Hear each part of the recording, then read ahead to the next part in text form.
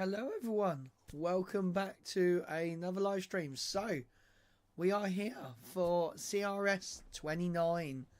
So, we have a cargo resupply. And as you see, I'm watching the NASA stream on... we're on YouTube. Yes. Because we are not watching it through Twitter. Because, you know, Twitter is... It's nice as a social media platform, but not very good at being a streaming service just yet. But, so today we have... Let me just knock that volume on the head because it's driving me nuts. So, this is a instantaneous launch. So as soon as it gets to T0, it has to launch. There cannot be a hold, there cannot be anything. So this is from obviously 39A, which soon will be able to go from Slick 40.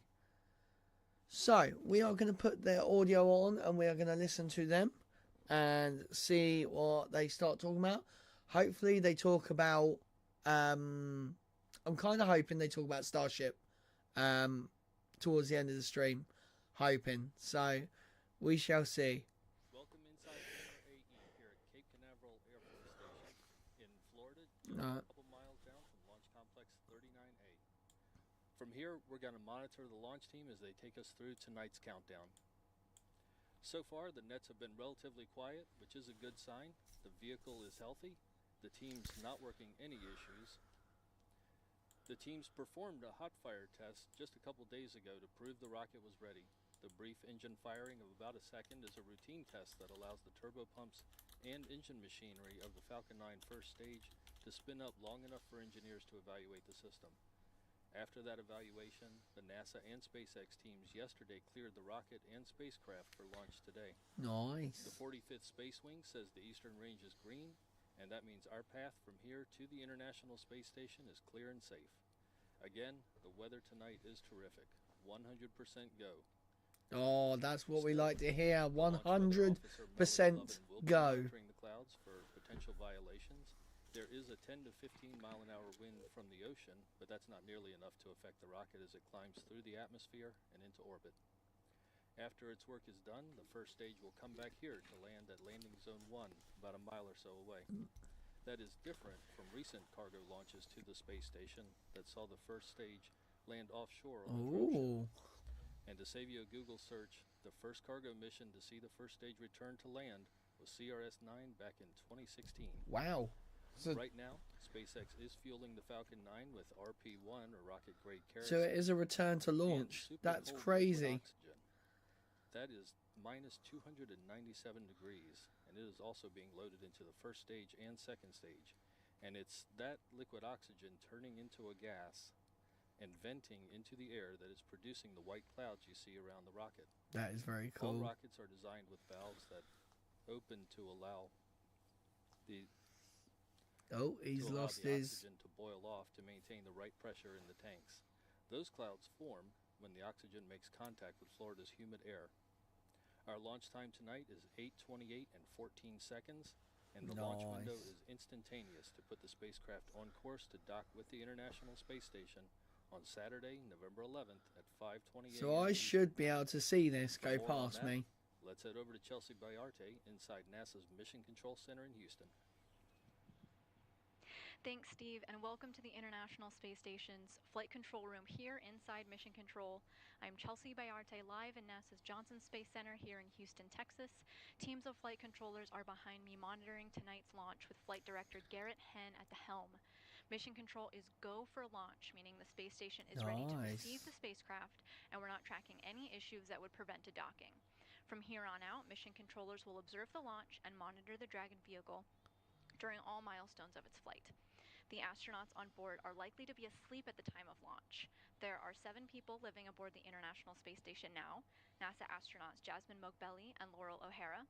Andreas Mogensen from Denmark, Satoshi Furukawa from Japan, and Roscosmos cosmonauts Konstantin Borisov, Oleg Kononenko, and Nikolai Chub. When the Cargo Dragon arrives on November 11th, it will dock autonomously, but O'Hara and Mogbelli will be on deck to monitor its arrival. The crew will first unpack the more time-sensitive science experiments and cargo, and then, as the week goes on, continue to unpack their delivery. They'll be receiving some pizza kits, olives, an assortment of cheeses, and some holiday treats like pumpkin spice cappuccino, cranberry sauce, and chocolate. So I'm sure they're looking forward to it. In the meantime, here in Mission Control, everything is still a go, and we're looking forward to following along with the Cargo Dragon during its journey to the International Space Station. I like all this behind her. Jasmine? I'm trying to read it, but I can't.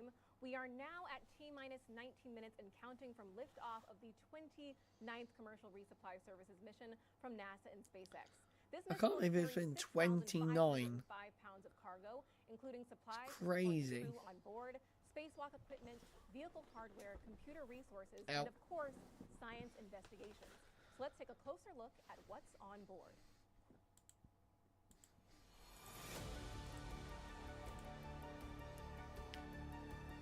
So we have 2 votes on our poll at the moment. So 2 people think it will not go boom.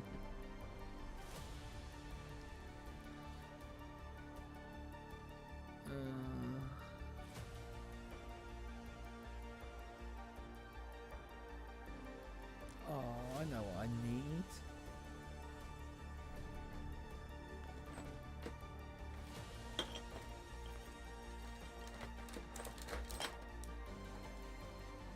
Dang it. I just remembered something I need. I was meant to be getting out of the shed tonight. And now I don't know where it is. And it's literally just hit me right now. Launching on this mission is part of NASA's first 2-way laser communications relay system known as Illuma-T. After attaching to the outside of the space station, this laser communications terminal will send and receive data through NASA's LZRD satellite on orbit. Using invisible infrared light, laser communications can transmit data up to 100 times faster than. So this is using this for brings this capability to the International Space Station, enabling more data to be transmitted and received. And of course, more data means more discoveries. Also on this mission is the atmospheric waves experiment known as AW. This heliophysics experiment will capture the first global observations of atmospheric gravity waves that form near the surface and impact Earth's upper atmosphere. Increasing our understanding of these waves could teach us more about Earth's atmosphere, climate, and near-Earth space weather. That's quite cool. Is also part of what NASA is calling the Heliophysics Big Year, a global celebration of solar science and the sun's influence on Earth and the entire solar system. Our work in low Earth orbit is, of course, paving the way to deep space as we shoot for the moon and beyond. Around this time last year, Artemis 1 lifted off, and for Artemis 2, NASA plans to send a crew of 4 it's been astronauts around almost the a moon year. farther Wow. than humanity has ever gone before. That's To gone learn how so we're getting fast. Let's check out our Artemis Moon Minute. Here we go. Artemis Moon Minute. I've been in there. I've seen that launch carriage thing, whatever they call it. Engineers inside the Neil Armstrong Operations and Checkout Building connected the 2 major components of the Artemis II Orion spacecraft, the crew and service modules. Once in space, these important pieces of hardware will fly the Artemis II crew around the moon and back. The 10 solid rocket booster motor segments for the Artemis They've been II spotted at the railway yard. arrived by rail at Kennedy, traveling from Utah across 8 states in specialized Utah. Kennedy teams also are conducting several water deluge tests at Launch Pad 39B, releasing approximately 400,000 gallons of water. You can definitely tell this is like very American style, like information being delivered. For protecting the crew, rocket, spacecraft, and pad structures during launch. I don't know if anyone sort of knows what I mean about that, but when I go to Florida, that would be, I can imagine that being on the TV. And these goals are characterized by NASA's graphic novel, First Woman. This is the fictional story of Callie Rodriguez, the first woman to explore the lunar surface. Her struggles and triumphs were inspired by the lives of many real NASA astronauts, like Jasmine McBelly and Laurel O'Hara, who are part of the current space station. Excuse me, guys. I am very, very tired. And new technologies is available now in both English and Spanish. And the astronauts on station are in for a real treat because we're sending them a copy with today's launch. Oh, you nice. can follow Callie's adventures on NASA's website and our social media. That's pretty cool. Now we're just about T-minus 14 minutes and counting from liftoff of CRS 29 Dog hair on from my both mouth. NASA and SpaceX to the International Space Station. So let's bring back Jessie now to tell us more about SpaceX. Come on, Jessie. We like Jessie. The moon, Mars, and beyond. Jessie. Thanks, Jasmine. As many of you may already know, SpaceX's ultimate mission is to make life multiplanetary. To get us there, we've been developing a clean and rapidly reusable transportation system called Starship, the most powerful launch system ever developed and designed to carry passengers and cargo to Earth orbit, the moon, and planetary destinations like Mars. Come on, please say something. First fully integrated flight test back in April provided numerous lessons please say something that directly contributed to several upgrades to both the vehicle and ground infrastructure to improve the probability of success. What a launch it was. Our second flight test could launch as soon as mid-November, pending regulatory approval, which is just around the corner. This next test will debut a hot-stage separation system and a new electronic thrust vector control, or TVC system, for Super Heavy Raptor engines, in addition to reinforcements to the pad foundation and a water-cooled steel flame deflector, among many other enhancements. See, she just thinks that's so cool. Cities on Mars will require huge amounts of cargo and eventually crew. So we're designing Starship from the beginning to carry hundreds of tons of cargo into space and be able to refuel in orbit. Before Mars, Starship will play a key role in the exploration of the moon. Human landing system. system. The lunar lander, which will return astronauts to the lunar surface for the first time in more than 50 years under NASA's Artemis missions. Why has it got With the ability to deliver cargo and people to the lunar surface, we'll be ready to help humanity build a sustainable presence on the moon. They've still got the old design. For the next steps to Mars. So them leaked images we are going a little closer to home with our Dragon are not real from Twitter. On human space transportation began. And all the work and advancement we continue to make with Dragon in low Earth orbit will continue to pave the way for our future deep space missions with Starship. And now I'll turn it back to Jasmine at KSC to take a look at one of the payloads flying on today's mission. Jasmine? Thanks so much, Jessie. Yes, on today's mission, we are launching seeds from the Choctaw Nation of Oklahoma. And here to tell us more about Oklahoma the initiative is Jacqueline Putman. Thank you so much for being here, Jackie. Halito and Chachakama, Jasmine. It's very nice to be here. My name is Jacqueline Harjo Putman. I am the coordinator for Choctaw Nation of Oklahoma. This is National Heritage Month, so this is Native American Month, so this is a very important month for us. We're sending up our traditional seeds in this. We're very, very excited about this. These are seeds that came down the Trail of Tears. These are seeds that were sown in the hems of our ancestors' garments, so they knew when they left Mississippi that they would have to have food to start over. So they had the forethought. That's pretty cool. And they would have never dreamed where we're going today. Right, Jacqueline, there's a lot of emotional significance to these seeds. Absolutely. So can you tell us about, you guys are going to plant them at Jones Elementary. How are these going to inspire the next generation? Oh, this is exciting. When they come back, what we're going to do is take them to Jones Academy. It's a Native American school that we have. And they're going to plant them. We're going to do the STEM program. We're going to do a side-by-side testing. It's a sunflower. Space, do a comparison. We're getting these kids excited about science. We want to get new astronauts. We want them to know they have a future. That is cool. That this is something that they can do. This is very, very cool. Out of range. Right. That this is something. Oh, I don't know what that is. Well. Exactly, Jacqueline. We actually showed some pictures on screen of the different things that are going to be planted. What seeds? What kind of seeds are you sending? There's obviously a sunflower. Our traditional Tanchi flower corn. It can grow up to 20 feet tall. We've grown it to 18 and a half feet. This is what we grind up and make our banaha bread. We're sending our Choctaw sweet potato squash. It can last on the shelf up to a year, tying magnesium, zinc, vitamin A, and iron.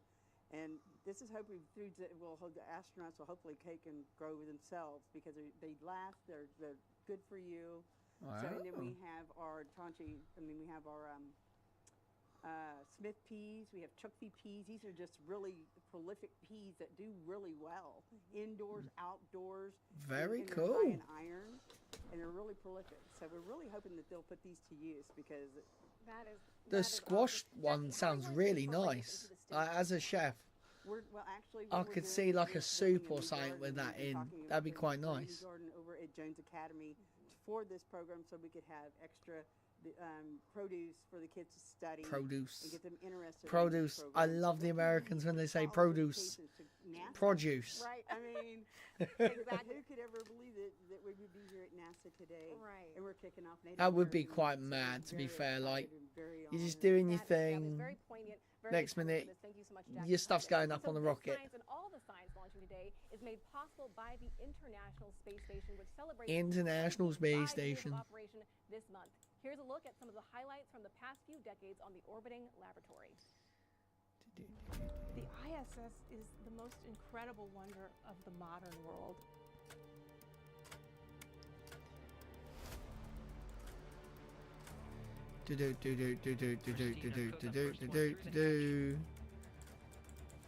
We're pushing boundaries.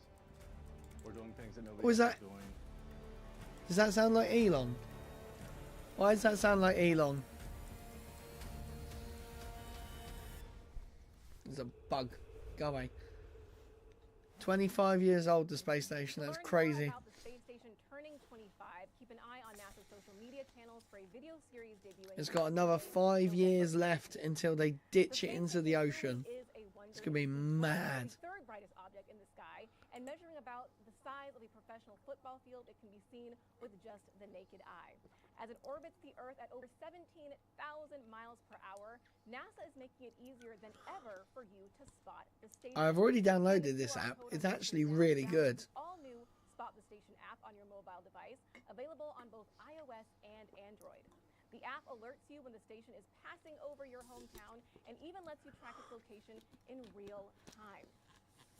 Right now, there are 7 people living and working on the space station, making up the Expedition 70 crew. This expedition began on September 27th, and the team represents several international agencies: NASA, ESA, JAXA, and Roscosmos. During their long-duration stay in low Earth orbit, they will research heart health, cancer treatments, space manufacturing techniques, and more to benefit life on and off the planet. CRS-29 is expected to dock to the space station this Saturday. That's November 11th at 5:20 a.m.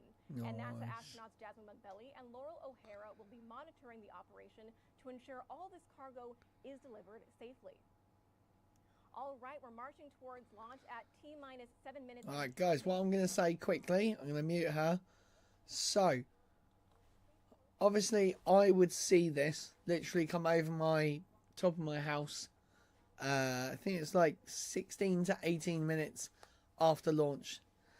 Now, I am very close to activating my remote camera. That I should be able to then track these rockets coming up and over the top of me. It's going to be so cool. I've got to wait for a joystick so I can actually control it and move it around in real time with my own hands. There is an app that I can get for it, but it's not as reliable as just a physical controller that literally links to it. So I've got all that ready. That is literally, I just need the controller, and I just need I don't really need another solar panel, but I'm getting another solar panel anyway to just add a bit of extra battery life to it. Because I shouldn't really need battery life, because I'm not going to have it turned on all the time. The only thing that's going to be turned on is the Raspberry Pi that controls the actual thing. So that will send and receive all the data it needs. And then literally that will power everything else on the camera, the motors to move. So that'll be all good. Right, here we go. Let's turn the audio back on. It'll enter terminal count at about T-minus 5 minutes, with the next big step just a minute before liftoff, when Dragon will transition to internal power. Breaking everything, guys. Oh, why can't I find what I've been looking for. And you can see on your screen there are clamp arms beneath the Dragon vehicle. Once those begin to open up, that'll be coming up here shortly in just about Is that big enough, under though? a minute now. Those clamp arms will open up, and that'll allow the transporter erector, which is that large truss with me, guys. You're going to hear a bit of a drill. That will begin to retract away from the vehicle. The transporter erector, the TE, is used for vehicle rollout and to route. Oh, nice. We have internal power. That's good. To route propellants and electrical power to the vehicle in preparation for launch. Now, once the clamp arms are fully opened, that'll allow some room for that TE to be able to move back from the vehicle. In these last few minutes before T0 Falcon 9 is performing final health checks on I'm just going to quickly try and do something. Propulsion systems in preparation for flight. We may hear calls that engines are sufficiently chilled as we get it. We will get a little closer to liftoff, and then we did hear that call out that they are preparing for strong back retract. That is nice. That I just mentioned. So this bit just here behind the booster, the little white bit, that is going to pull away from the booster. The clamp arms should be opening very slowly there. Again, they are the arms just below the Dragon that you see there on your screen. And there you can see those clamp arms opening up. Nah, that looks too small. And again, as a reminder, the booster on your screen is flying for its second time. That is too small. On land at landing zone 1, which is not too far from the launch site. And there you can see that the clamp arms look like they're fully open now. That transporter erector can now begin to move away from the vehicle. It will also be pretty slow and slight, but just enough to allow some room for the vehicle for liftoff. Okay, I can't find what I've been looking for. And so we're just going to ignore that. 3 minutes, 22 seconds in. Here we go. We are waiting for a call for stage 1 liquid oxygen loading complete. This launch will take about 6,000 pounds. Oh, look at it pulling away. That's supplies and science to the space just station. pulls away enough. The LOX load complete. And there we have the call we were waiting for. Stage 1 LOX load complete. That is the liquid oxygen. Damn. This is going to be a beautiful launch. Of equipment that CRS 29 is carrying tonight is a technology demonstrator. It's called Illuma T, and it'll transmit data to Earth on lasers. Those lasers. Previous communications Anyone ever think about Austin Powers when they say that? Learn a lot more about their work on the station. Dragon will be docked to the space station for about a month before returning home. At T-minus 2 minutes 25 seconds and counting, we are awaiting the checkouts of the second stage thrust vector control actuators.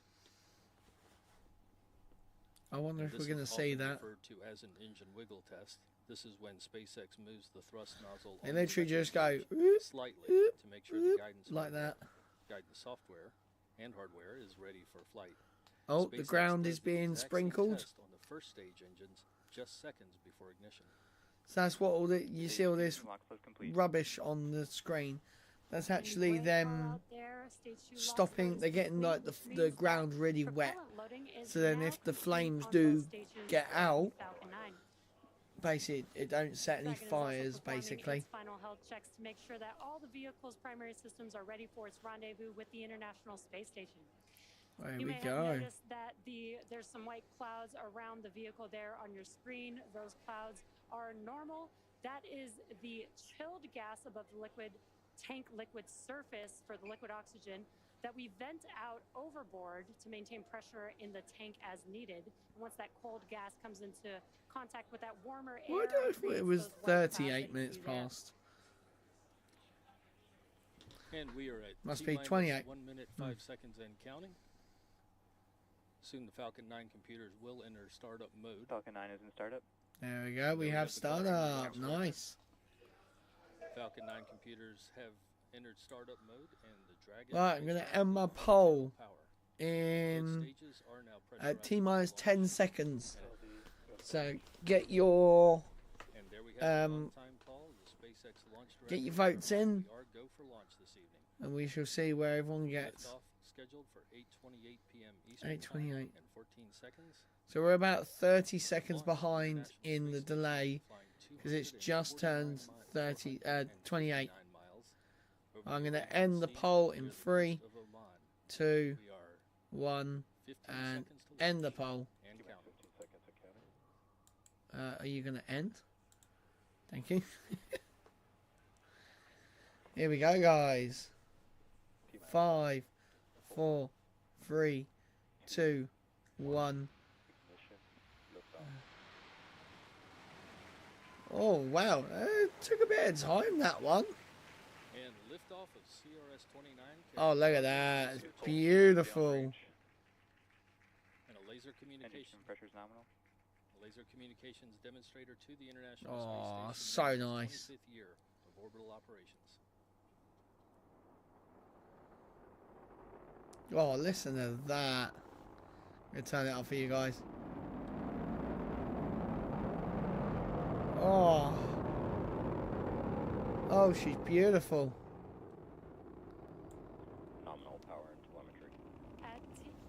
At T plus 40 seconds, Falcon 9 has successfully lifted off from historic Launch Complex 39A in That is Florida. nice. We are now coming up on max Q in just about 15 seconds or so.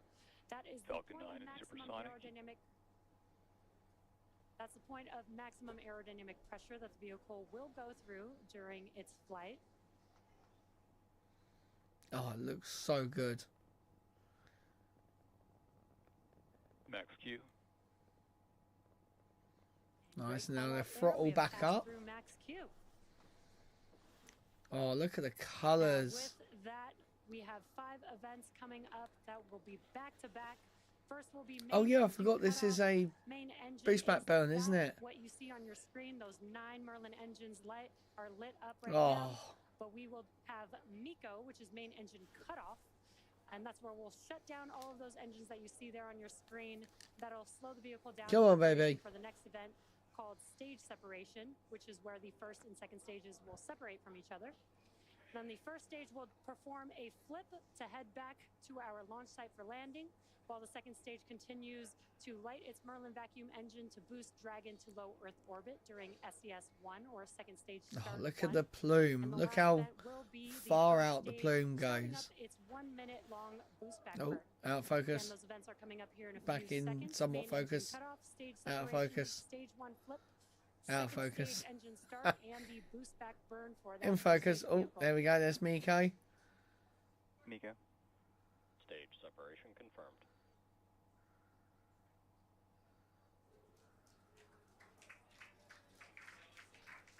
Stage 1, Ignition. boost back startup. Oh, look at it. Look at the booster just fall away.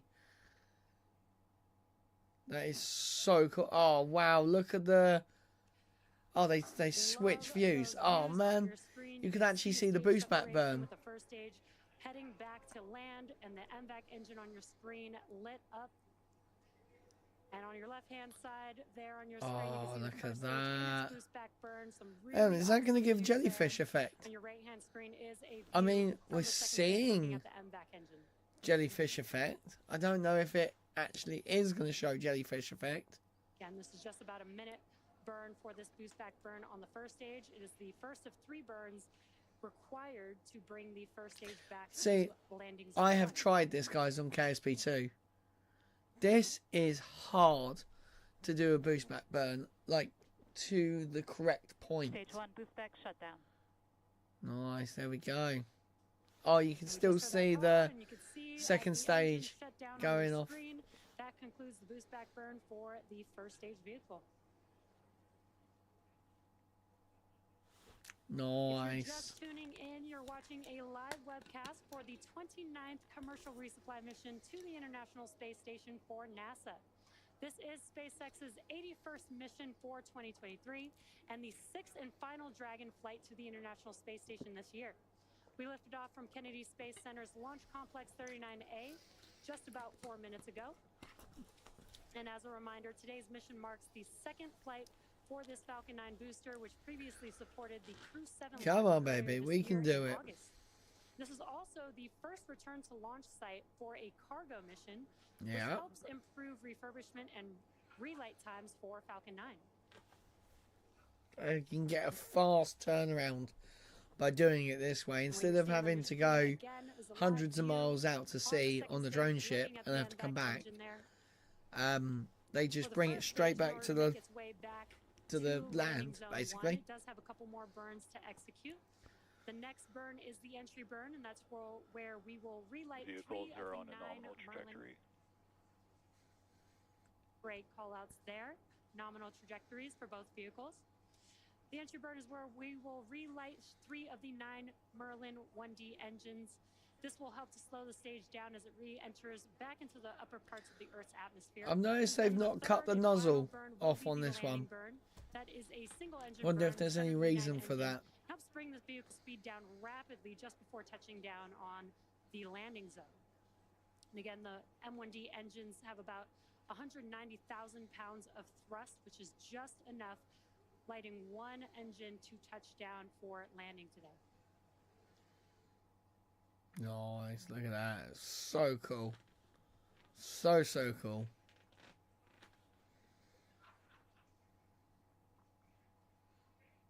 Right, here we go. We are coming up to our entry burn for our booster.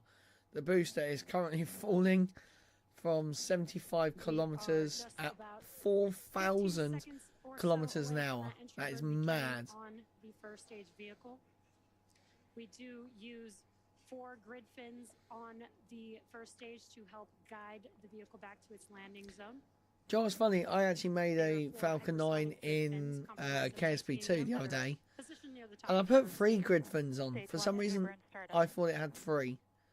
Oh, here we go. There's that call out. The entry burn has begun. This burn will last just about 15 seconds. Entry burn shut down. No, that's reflection off the... And very quick burn, but as you can see, those engines shut down on your screen. That concludes. Oh, look at Florida! Look at Florida! That is so cool. Grid fins there, with a little gleam of light on your screen. Stage 1 FTSO safety. Nice. Here we go, guys. The vehicles continue to follow nominal trajectory. Nice. Excellent call outs. You imagine it just overshoots and crashes into landing legs.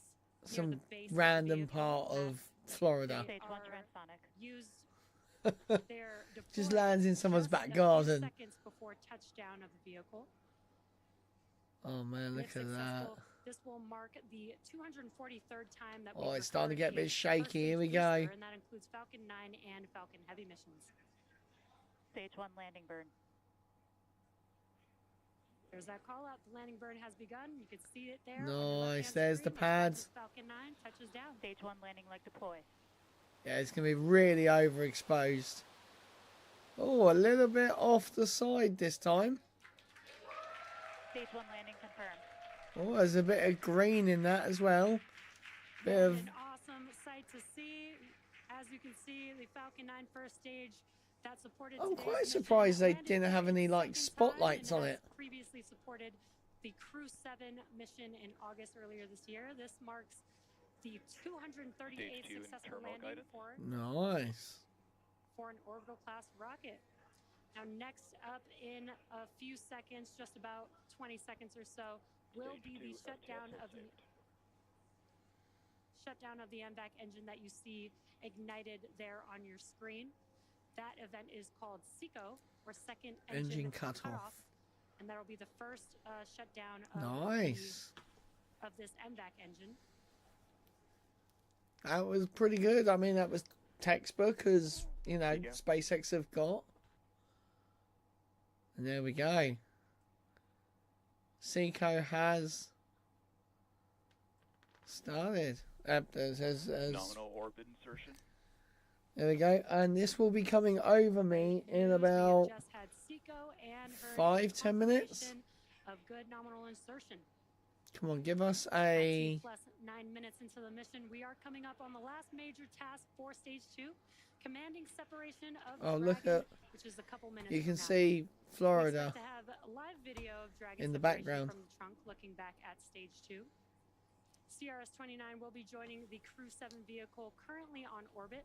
So we'll be back to having 2 Dragon spacecraft docked at the International Space Station. Yeah, it's been a while since they've had for cargo, today we will be delivering more than 6,500 pounds of science, research, crew supplies, and vehicle hardware to the orbiting laboratory and its crew. And to date, SpaceX has sent and brought back over 300,000 pounds of crew and cargo to and from the space station.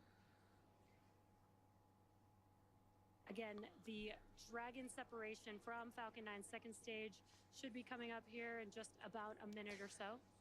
So we should see a front-facing. This Dragon capsule, having previously supported. Oh wow! Look at the coast of America. Today's flight. So that's like the top end of Florida, I'm guessing. Dragon vehicle overall.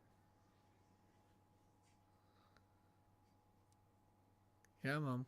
Dragon has 16 Draco thrusters. Oh, actually, I just noticed. Dragon deploys quite a distance off there. Yeah. 3 thrusters spaced evenly around the capsule, and that helps control and guide the vehicle, as well as 4 forward bulkhead thrusters underneath the nose cone. Now today, the vehicle does not have Super Draco thrusters, seats, or life support systems, as it's not carrying crew, and this saves on weight in space and also allows for a faster refurbishment time. Are they? Oh wow! Okay, it definitely isn't top of Florida. That's like New York. Holy cow! I forgot how fast this thing was. Of Dragon carried solar arrays extended outward from the trunk. The cylindrical structure located directly behind the Dragon capsule. The current Dragon has these arrays fixed directly there's me. to the trunk. There's me right there. You see a dark side of the trunk and a light side of the trunk. The dark side is those solar panels, while the light side is a radiator to help keep the spacecraft It is cool. 20 to 2 in the morning, guys. I am Once very the Dragon tired. capsule reaches the International Space Station, it will be able to autonomously dock using its navigation sensors, centerline camera, and light detection and ranging or LiDAR equipment. The Dragon capsule is connected to the trunk beneath it via the trunk claw and connects thermal control, power, and avionics. Show us the opposite camera. Between the trunk and the capsule. And another fun fact, once on station, Dragon can serve as an extra module for science payloads lacking room on the space station, which we refer to as Extend the Lab. Dragon separation confirmed. Oh, nice. And there you can see on your screen, the Dragon spacecraft has separated from the Falcon 9 second stage. Nice. Now, if you're just now joining us, you're watching a live broadcast for the 29th commercial resupply mission to the International Space Station for NASA. This is SpaceX's 81st mission this year and 6th and final Dragon flight. Very dirty, like, 2023. Images. We lifted off just about 12 and a half minutes ago. Like, these noise lines are really bad. 39A in Florida. And coming up in just a few moments will be the nose cone opening. Oh, okay. I was gonna say, what else is there for the Dragon capsule? I can't remember what else there was. So they're still showing so that us. will do it for me here in Hawthorne. So we are going to send it over to Chelsea in Houston to talk us through the nose cone opening. Chelsea. Thank you, Jesse, and welcome back to the International Space Station's flight control room. I really want one of these headsets. I think the sound of them headsets are really cool. Up on the monitors here in the room, and just like you saw at home, the Cargo Dragon spacecraft is making its way to the space station as we speak. As Jesse explained, the spacecraft has already gone through a number of milestones. It separated from the second stage of the Falcon 9 rocket and performed a number of automatic checkouts, doing small firings of the Draco thrusters. The next major milestone that we'll be looking out for here in Mission Control is the nose cone deploy. We already got confirmation that these latches, the things that are attaching the Dragon nose cone, are starting to come off. This is a process that's going to take a couple of minutes, and then that nose cone will begin to pop off. So let's talk a little bit about. It doesn't actually pop off. It like raises up. Protects the docking hardware that is needed to attach the Cargo Dragon spacecraft to the space station for its next day. So nose cone deploy is a critical step in our timeline today. The nose cone also unveils 4 forward bulkhead thrusters, which Dragon will use for its major burn maneuvers to catch up with the space station. There will be a checkout of these engines just minutes after nose cone deploy. And the nose cone also protects Cargo Dragon's navigational sensors during ascent. These rendezvous and tracking elements help the spacecraft understand where it is and where it needs to go to reach the space station. Nice. I like the NASA launches because they show a lot more. You know, SpaceX is cutting back. So overall, the nose cone is there to protect the docking hardware, the forward bulkhead thrusters, and the rendezvous and tracking elements during launch. And now the nose cone is in the process of opening up so the spacecraft can use those elements. Anyone that's worked in like kitchens or like there are 2 sets of 6 latches positioned around the docking ring. Retail. So 12 latches total need to be unlatched before the nose cone can swing open. This could take a couple of minutes to complete, and once they're open, then the nose cone will start to slowly swing open. This is a process that Come on, show us that. Show us that thing again. Of this from the Cargo Dragon spacecraft later on. Come on, show us that image again.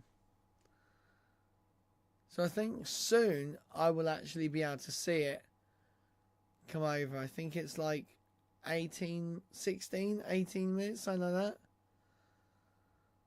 This mission is all about cargo. It's astronaut food, it's science experiments, it's hardware, all being delivered to the crew's doorstep in space. They're in their sleep period right now, but they'll wake up to the news that their package is on its way. NASA astronauts Laurel O'Hara and Jasmine Mogbelli will monitor the spacecraft's arrival on Saturday. We're waiting for confirmation of a good nose cone deployment. Right, I'm gonna pop my head outside for those latches to open. But after the nose cone is just open, to see will continue if to I can monitor see the it. spacecraft's journey, including a scheduled phase I will be right where back. Cargo Dragon will perform autonomously. 2 seconds, guys. I'm going to go see if I can see this lovely rocket. I just need to move a cardboard box. That burn is expected to begin just a short while from now, with the engines firing for close to 12 minutes in duration. Going into Friday, the spacecraft will perform an additional 5 burns, all with the goal of fine-tuning Cargo Dragon's path to the International Space Station. Right, cannot see it. Moving on to early Saturday here in Houston, the spacecraft will be in the vicinity of the space station. A team here in Mission Control will but I didn't see SpaceX headquarters. The capsule go over the top of me. They'll monitor as the spacecraft autonomously moves through the steps and checks required for docking. Where is it? Come on, show us where it is. In the space station's Node 2 forward port. Actually, let me have a look. The Harmony module, and it has been unoccupied since NASA's SpaceX Crew 6 crew departed the space station in September of this year. The Crew 6 spacecraft was a Crew Dragon. Its departure brought NASA astronauts Steve Bowen and Woody Hoberg home, along with their crew members Sultan Al-Niyati. Oh, normally they have some sort of... But in its place will be today's Cargo Dragon when it docks on November 11th. NASA's Anna Schneider will be here in Mission Control with live coverage of docking Saturday morning. Okay. I can't find it. But this spacecraft has a lot of milestones to hit before it arrives, including the opening of the nose cone. It's a step that the spacecraft is working on right now. We're waiting for confirmation that the there we go. Around the docking ring are open. We're getting it. And those rings are open, and the nose cone is starting to open up. So you're getting the view from the inside of the Cargo Dragon spacecraft. We're looking at the nose cone now. This is the very tip of the spacecraft. Let's the go. Tip of the rocket you were looking at on the launch pad. This is the nose cone opening up, and right underneath it, we'll get a view of the vacuum of space.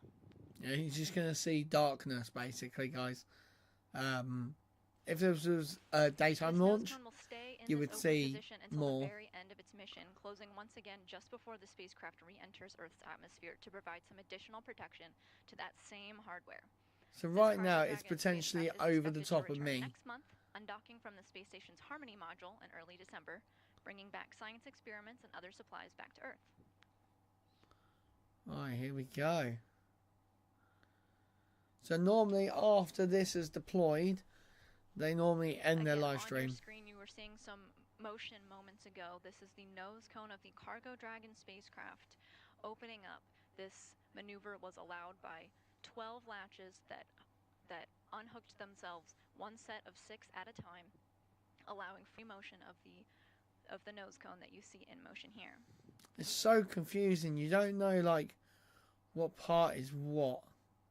but basically, that there is the lip of it moving. So the camera's kind of angled like that, outwards. So that's the opening, and you see that bit basically. It's very cool. Just because it's no longer on your screen does not mean it's fully open. It has a couple of degrees more to go before we get confirmation of good nose cone deploy. I have to say that it's mad. I wish they had a few more camera angles. They probably do actually, but they just don't show all the angles. You know, you got to keep some back. As a reminder, I'm actually looking over here at this big monitor. Critical for the Cargo Dragon spacecraft to reach, to attach itself to the space station. It So also is unveils that the forward bulkhead Draco thrusters and navigational sensors that Dragon will help to understand its position in space and also make it find its way to the space station. I don't think that is. I think that's just graphical details. We've temporarily lost our live views, but so you're looking at a live view of Mission Control Houston as we continue to monitor the nose cone deployment. So it's past. And It's just past like that, overhead we've got already. Confirmation that nose cone deployment is complete. Nice. Oh, that's cool. This is a critical milestone. That's for the infrared. Cargo Dragon spacecraft on its way to the International Space Station. I live just under Once here again, we got somewhere. confirmation that the Cargo Dragon nose That cone is has so cool. I do have a special guest joining me today. Joining me on the phone is Christy Depletion, Deputy Manager of the International Space Station Integration Office. Christy, are you with us? I'm here. Thanks, Chelsea. Christy, awesome launch today. I want to ask you a couple of questions about Dragon. Nice. So when it arrives, the crew schedule gets increasingly busy with science and research. Can you tell us some of the important work that they'll be doing? Sure. Growing that was plants. A beautiful launch. Oh my gosh, and the booster landing was amazing. So the crew is very busy when it arrives. They're actually very busy even preparing for Dragon before it docks. The crew talks with payload developers to prepare for experiments they'll be doing. Pretty they also cool. have a conference with our inventory and stowage officer to discuss the cargo being delivered and any changes to how they'll execute the unpacking and packing plan during the 30-day mission. The crew then does prepare for docking and ingress, and once Dragon is docked, the crew will perform their leak checks before they open the hatch. But yes, once Dragon arrives and the hatch is open, the crew gets right into work. And You imagine it's like Christmas almost. One of these that I find interesting is from the European Space Agency called cerebral aging. It's a study of the effect of spaceflight and durability in space on cerebral. I was going to say cerebral is like your brain stuff, isn't it? X-Men. Tissue that resembles an organ. So in this case, the brain. The overall goal of this experiment is to study the aging process in cerebral organoids derived from normal individuals and those patients with accelerated aging that may or may not be displaying hypersensitivity to UV radiation conditions, similar to what living organisms are exposed to during spaceflight. So this experiment will help us learn more about the effects of space conditions on our brains as we prepare for even longer duration space flights. And of course, the crew will be busy unpacking Dragon, and they are always excited to get the fresh food. As you mentioned earlier, we have some holiday-type food the crew can enjoy. Yeah, they got some sauce, cheeses, and chocolate. So I think they'll enjoy that a lot. A reward for their hard work. Nice. Some science and some goodies. Sounds awesome. So looking ahead, 1 month from now, Dragon has completed its mission. Can you share some of the hardware or research that Dragon is going to bring home back to Earth? Yes, that's a great question. Our return missions are very important, just like launches are. They bring home research cargo as well as systems hardware that needs to be refurbished before we return it back to station. So the station is like our home and has equipment that needs repair and maintenance occasionally too. We are like the toilet. To return a few items on this flight for You wouldn't want the toilet breaking down on the space station. That would be awful. To simulate some 1G exercise for the I'm crew. gonna sneeze, guys. Another is a camera assembly that provides video feedback during our on-orbit robotic operations. And we're also returning the hardware that is part it is almost 2 o'clock here in the morning in the UK. So this and I have work. I have to get up for work at 7 a.m. Other environmental factors within the It's always flight fun habitat. here. So if you've seen pictures of tomatoes or peppers recently from station, they may have been growing in that facility. Nice. As far as the research over the next month, the crew will complete many, many experiments, and then a lot of that research will come home for the scientists to have in a pretty rapid timeline. So that allows them to get their results pretty quickly. Very cool. Christy, thank you so much for joining us here today. Right, they're going to end their live stream shortly. So back here in the International Space Station's flight control room, flight controllers are going to continue monitoring the next milestones of the Cargo Dragon as it makes its way to the International Space Station. They're going to continue to look for some upcoming milestones going into Friday and then Saturday as the Dragon arrives into the vicinity of the space station. Yeah, it takes 24 hours or 23 hours. Back to Jasmine and Kennedy. There we go. They're going to end it. That's going to wrap up our launch coverage. There we go. The 29th commercial resupply services mission from both NASA and SpaceX to the International Space Station. As a reminder, docking is set for Saturday. That's November 11th at 5:20 a.m. and live coverage for that operation is scheduled at 3:45 a.m. Eastern. Thanks again for joining us tonight. We'll leave you with the replay of the beautiful launch. And until next time, go NASA, go SpaceX, and go CRS 29. So it's like 26, 27 hours, something like that. Oh, let's have a look at this launch. Right, guys. Well, I'm actually going to turn their thing off. So, guys, that was the launch of CRS 29. Yeah, as you can see, they're doing a replay of it. It was beautiful. I don't know if I like the nighttime launches. They look beautiful, but I prefer to see the views and like see the rocket. It's kind of like, oh, okay, whatever sort of thing. But, you know, it's what we have to do. Night launches. And the good thing is, night launches means I can potentially go outside and watch it as it passes over the UK. So, guys, that is going to be it for my live stream. I am going to go to bed because I have work in... Well, I've got to get up at 7 a.m. here in the UK. So, well, it's 2 o'clock now. So, do the math. I ain't going to get a lot of sleep. But yeah, guys, thank you very much for watching. I'm Lee. Fly safe, land safe. I'll see you guys in the next one. Bye.